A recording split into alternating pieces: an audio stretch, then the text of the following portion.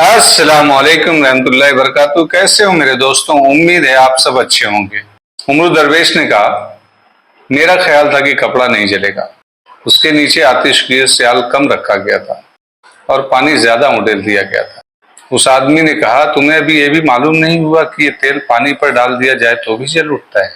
जिसने कपड़े पर मशकीजे से पानी छिड़का था, हम पहले आजमा चुके हैं। उमर दरवेश ने पूछा, लोगों पर इसका असर क्या हुआ है? वो पानी को आग लगाने को तुम्हारा मुआजिजा समझते हैं। उनके पीछे पीछे हम कुछ दूर तक गए थे। कोई यकीन नहीं करता कि दुनिया का कोई इंसान पानी को आग लगा सकता है। तुमने जिस अंदाज से बातें की है वो उनके दिलों में उतर गई है। खुदा की कसम। उमर दरवेश ने उसे टोक दिया और संजीदा लहजे में बोला, नहीं दोस्त, खुदा की कसम न खाओ। हम इस हक से महरूम हो गए हैं कि उस सच्चे खुदा की कसम खाएं जिसके एहकाम की हम खिलाफ वर्जी कर रहे हैं। एक आदमी ने कहा, मालूम होता है अभी तुम्हारे दिल में सच्चा खुदा मौजूद है। उमर दरवेश, तुम अपना खुदा और अपना ईमान फरोख्त कराए हो, बेच आए हो। दूसरे आदमी ने पास बैठी हुई आशी के रान पर हाथ फेर कर कहा, और कीमत देखो कैसी मिली है। ये यहूद और सलेब के बादशाहों का हीरा है जो सूडान के हाकिमों ने तुम्हें दिया है। उमर दरवेश ने आशी की तरफ देखा तो आशी ने उसे गहरी नजरों से देखते हुए आंखें सिकोड़ी। उसके माथे पर शिकन भी पैदा हुई। उमर दरवेश इस इशारे को समझ गया और हंसकर बोला, मुझे याद नहीं रहा था। मैं इतनी ज्यादा कीमत के काबिल नहीं था। जाने दो इन बातों को, आने वाली रात की बातें करो। एक आदमी ने कहा, सब इंतजाम तैयार है। तुमने हमारा कमाल देख लिया है। देखा हम किस तरह पीछे को गिरे थे, और तुम इसकी भी तारीफ करो कि हमने किसी और को बोलने नहीं दिया। रात को तुम तूर का जलवा दिखाओगे। याद कर लो कि तुम्हें क्या करना है। हमारे आदमी तैयार हैं, हमें चले जाना चाहिए। अब खेमे से बाहर न निकलना। वो तीनों चले गए। सूरज डूब गया। लोग आना शुरू हो गए। दिन के वक्त जो लोग उमर दरवेश की बातें सुन गए और पानी को आग लगाने का मौजज़ा देख गए थे, उन्होंने जहां तक वो पहुंच सके खुदा के एलची की तशहीर कर दी थी, यानी कि ये शहादत दे दी थी कि ऐसा ऐसा हो रहा है। आज रात को उमर दरवेश को तूर का वही जलवा दिखाएगा जो खुदा ने हजरत मूसा को दिखाया था। सूडान के जासूस भी वहां मौजूद थे।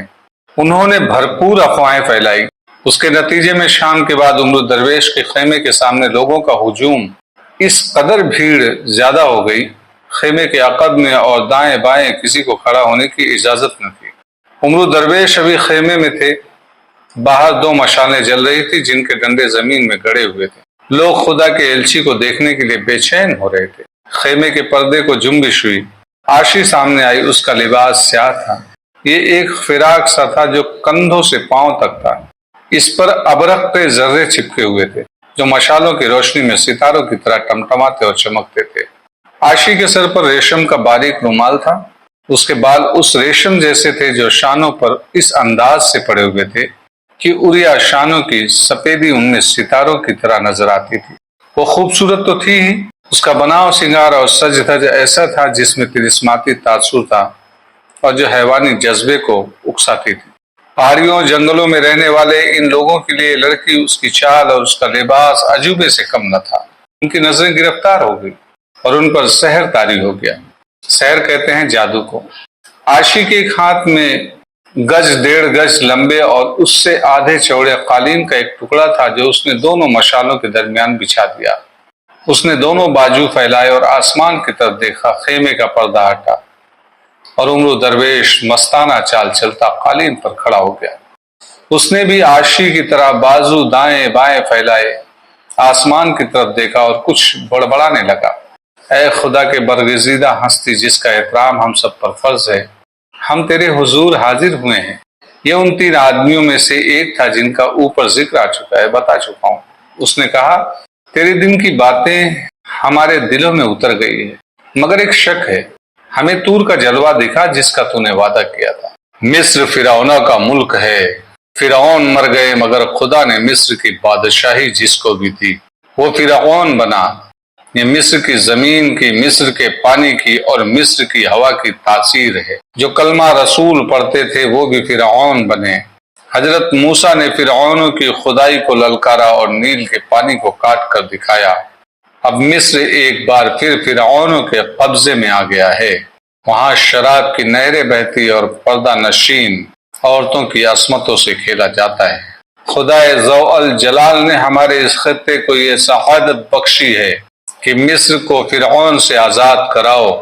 خدا وند دو عالم نے تمہیں کوہ طور کا جلوہ بخشا ہے۔ عمر درویش نے بازو پھیلائے اور آسمان کی طرف دیکھ کر جوشیلے آواز میں کہا، اپنے بھٹکے ہوئے بندے کو اپنا وہی نور دکھا جو تو نے موسیٰ کو دکھایا تھا۔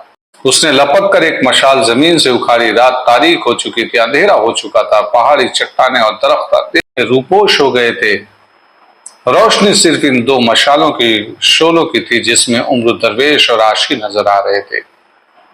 عمر درویش نے مشال اوپر کی اور ایک سمت اشارہ کر کے کہا، ادھر دیکھو، ادھر ایک پہاڑی ہے، تم اس پہاڑی کو نہیں دیکھ سکتے، اس کا جلوہ دیکھو۔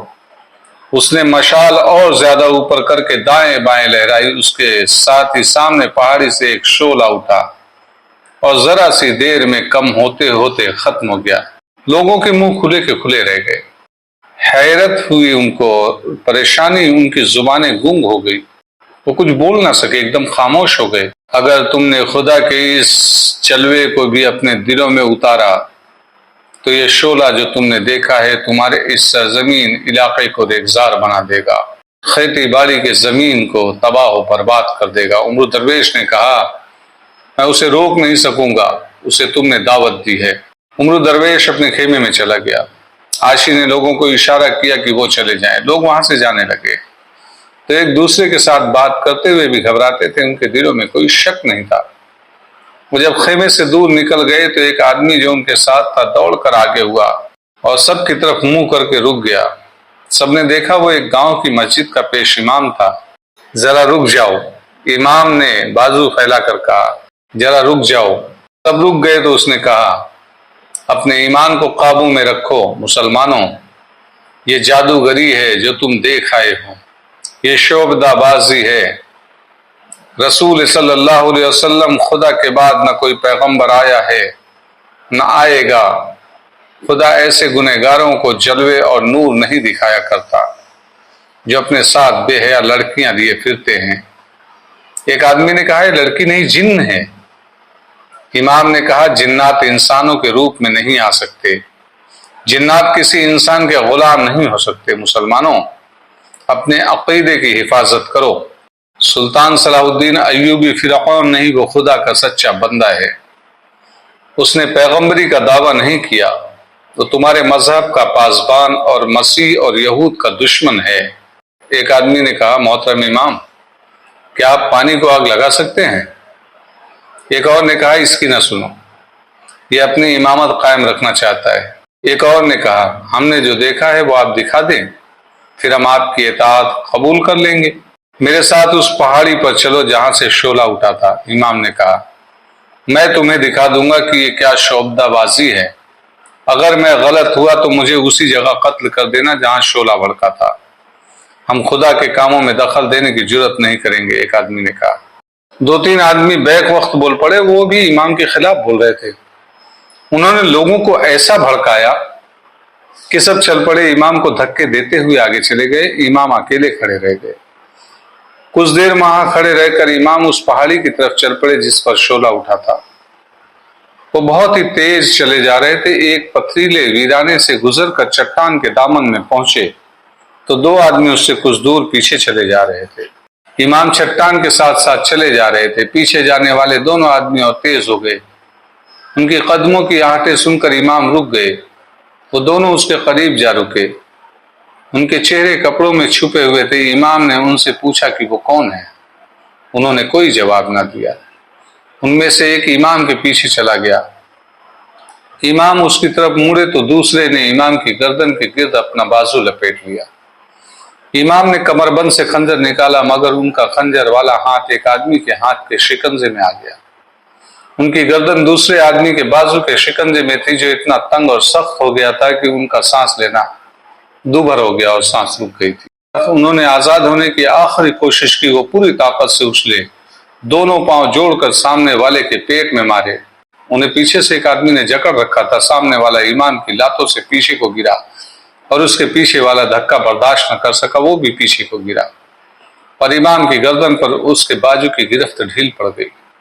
امام نے ایک اور جھٹکا دیا اور آزاد ہو گئے۔ وہ اب ایک خونریز لڑائی کے لیے تیار ہو کر اٹھے، لیکن وہ دونوں آدمی بھاگ گئے۔